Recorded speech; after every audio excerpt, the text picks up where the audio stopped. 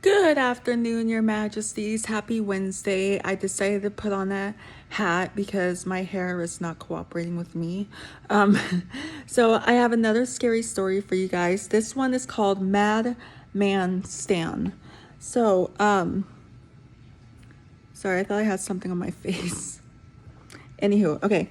So this story, Madman Stan, is a scary story about a babysitter who is taking care of two young boys whose parents are out for the evening. All right. So, these these were two young boys named Billy and Richie. Their parents had gone out for the night and left them in the care of a babysitter. Her name was Agnes. I think that's her name. And the boys hated her. Uh-oh. She was fat and ugly and stank of sweat and cigarettes.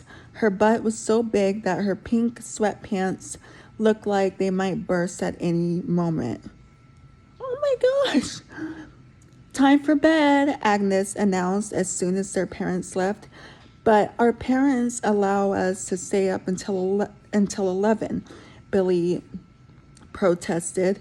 Your parents aren't here anymore, Agnes said. I'm in charge, and what I say goes. Now stop arguing and get up to bed. You're a really rotten babysitter, Rich moaned. And you're a pair of really rotten children, Agnes retorted. Oh my God. The two boys stirred the ground and refused to budge. Okay then, if you won't go to bed, I've got a little surprise for you, Agnes said with a malicious grin. Something to cheer you up. What? Rich asked. A bedtime story, she said, a scary one. You want to hear it? Don't you? You're not afraid, are you? Of course not, Billy blurted out. Tell us. Agnes got up and turned off the lights. When she sat back down, the couch groaned under her weight. The two boys sat cross-legged on the floor, facing her. All right, she said, clearing her throat. In some towns, people don't lock their doors at night. But in this town, nobody goes to bed at night without making sure the doors and windows are locked up tight. There's a very good reason for that. It's because of a Madman Stan. Nobody knows where he comes from, but they say he lives in the cemetery, sleeping among the tombstones. Madman Stan will settle for men and women, and even likes little girls very much. Um, and he likes girls, and he likes little girls very much. Okay, but more than anything else in the whole wide world, he likes little boys. They're his favorite. He takes his victims back to the cemetery. Nobody talks out loud about what he does with them.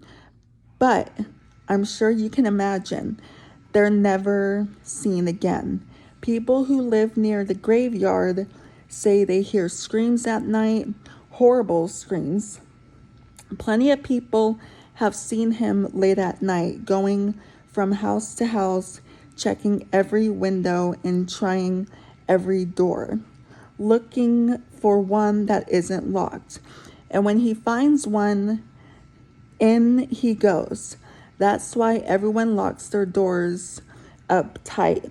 Now, like I said before, time for bed.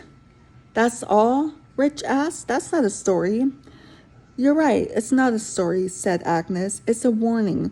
I want you to go straight to sleep, and if I hear so much as a peep out of either one of you, I'll unlock the front door so Madman can get in.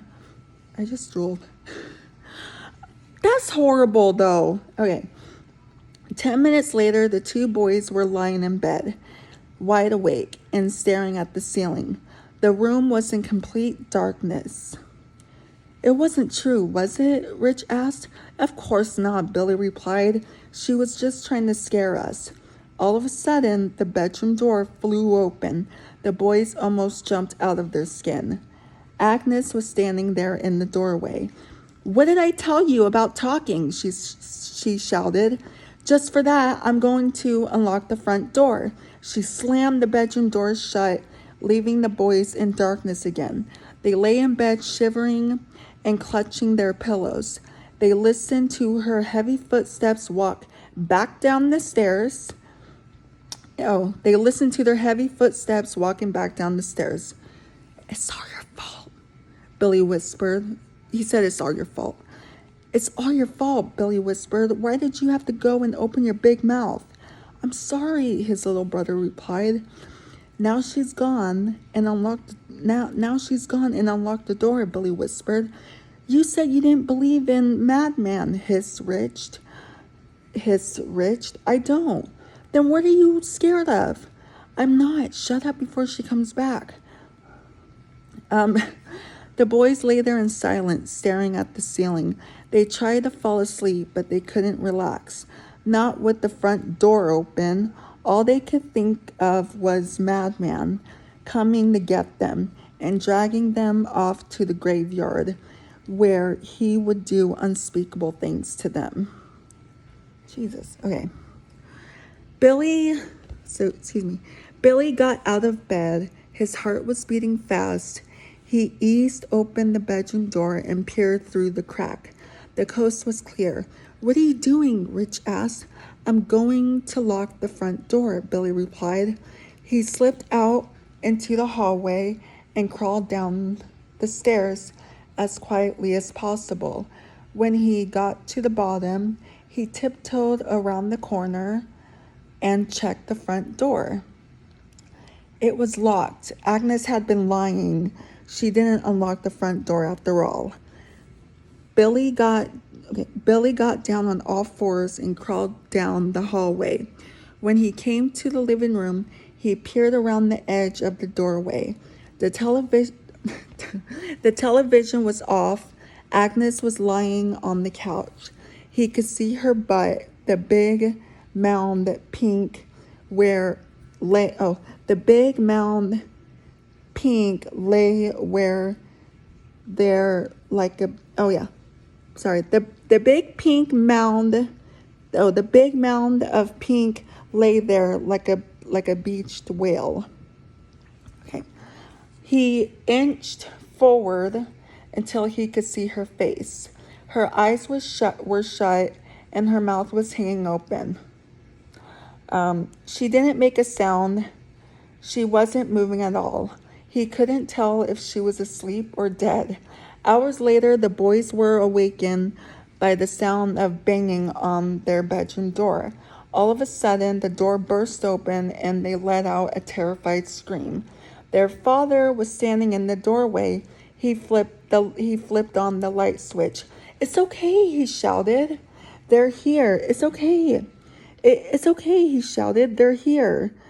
Their mother appeared in the doorway, breathing a sigh of relief. What's going on? Their father asked. When he came home, the front door was wide open. Where's the babysitter?